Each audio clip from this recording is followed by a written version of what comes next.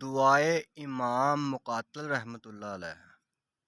امام مقاتل فرماتے ہیں کہ جس کسی کو بحضرت قادر ذوالجلال کوئی حاجت دینی یا دنیوی پیش ہو تو اس کو چاہیے کہ جمعہ کی رات کو 100 بار یہ دعا پڑھے اور اپنی حاجت چاہے۔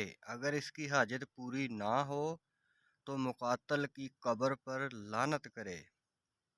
دعا یہ ہے: بسم اللہ الرحمن الرحیم، لا حول ولا قوت الا باللہ العلی العظیم، یا حی یا قیوم، یا دائم، یا نرد، یا وتر، یا احد، یا مالک الملک، یا ذوالجلال والاکرام، برحمتک استغیث، صلی اللہ علی خیر خلقہ محمد وآلہ اجمعین۔